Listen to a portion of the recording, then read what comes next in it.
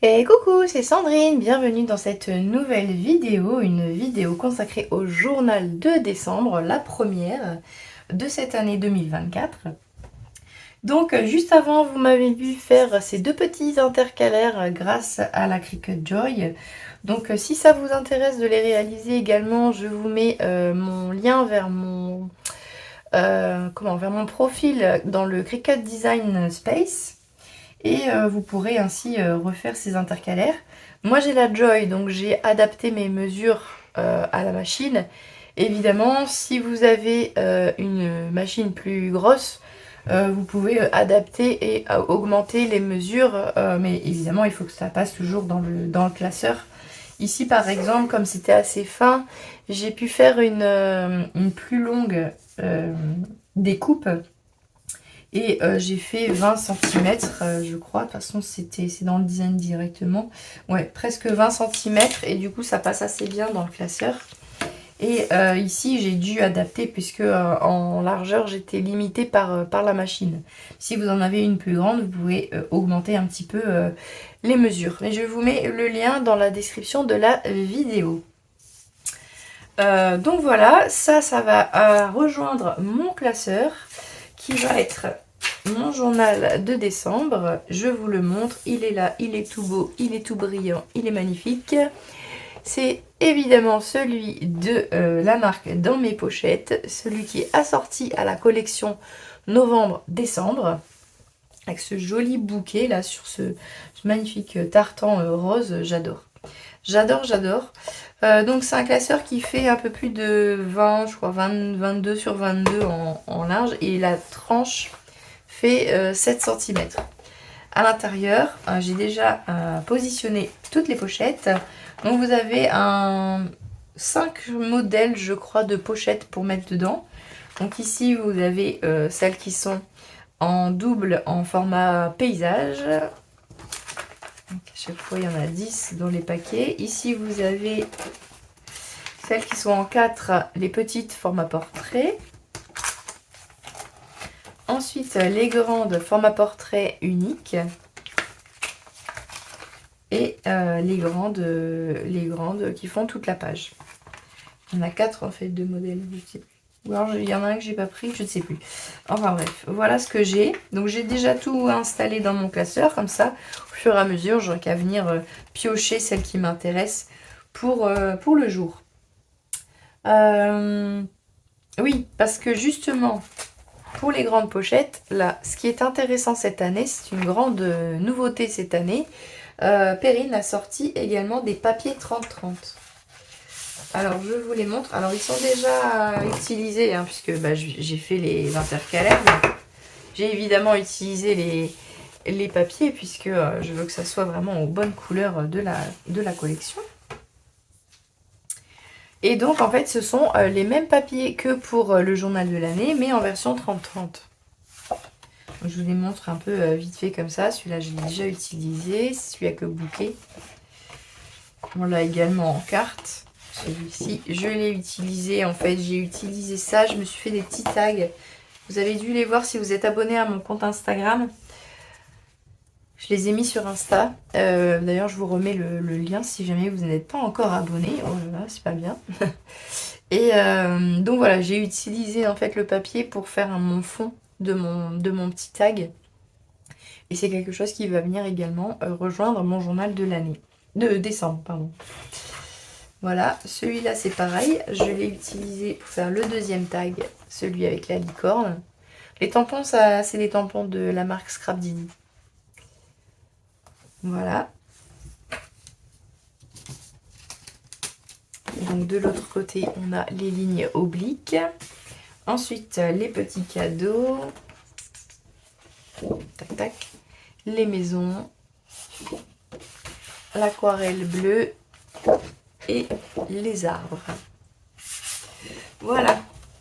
Donc je trouve ça vraiment génial d'avoir fait ces papiers en plus. Parce que c'est vrai qu'au moment de la fin d'année, on a le journal de l'année à faire plus le journal de décembre.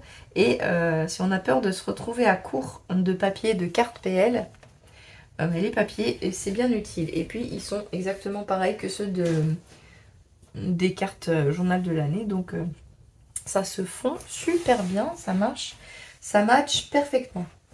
Ça match parfaitement. Et ensuite, la dernière fois, pendant mon unboxing que je vous avais fait, vous avez déjà vu par contre les jours qui font partie de la collection de cette année. La collection de fin d'année.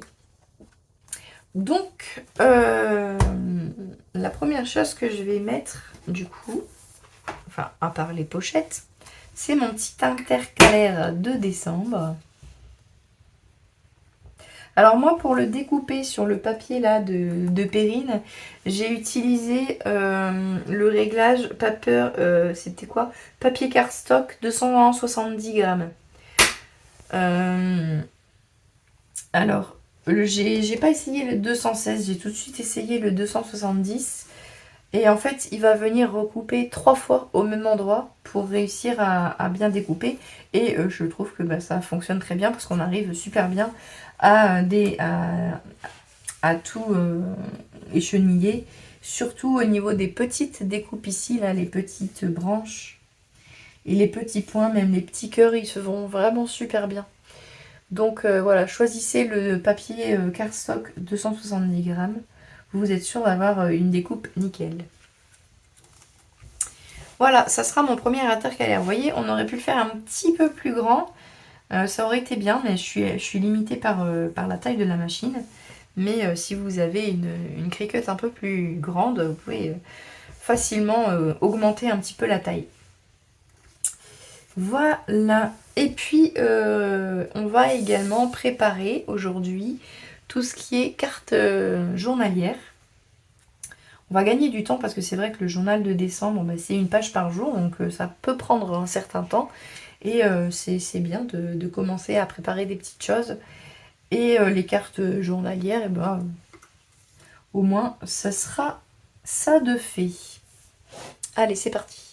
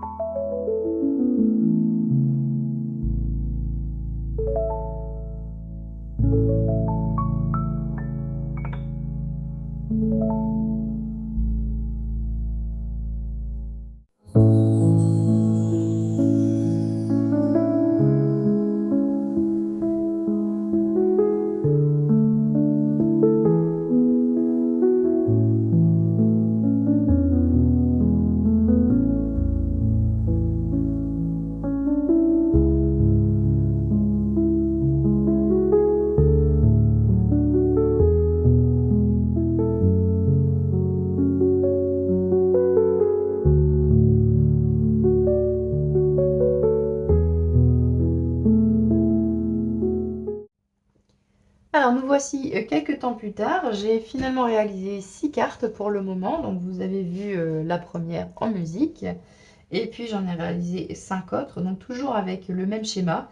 Donc en fait j'ai pris les cartes en petit format portrait. Puisque c'est les plus petites qu'il peut y avoir. Et comme ça elles vont rentrer dans n'importe quelle pochette selon ce que je vais utiliser au jour le jour.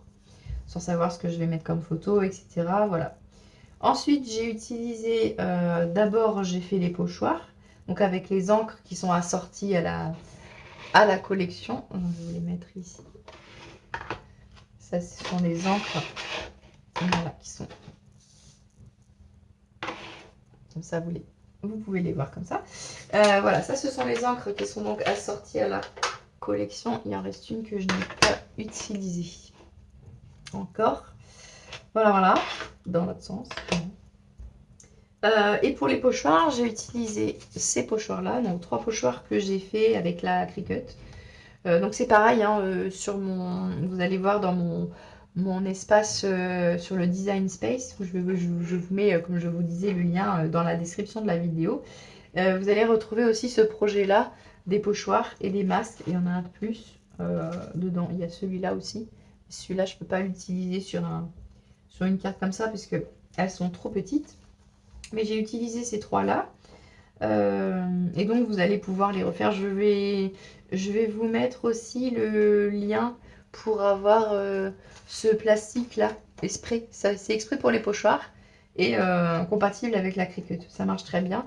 Et au niveau des réglages, j'ai utilisé le matériel acétate foil pour que ça coupe correctement. Et surtout, il faut un tapis qui colle bien parce que sinon le plastique se décolle.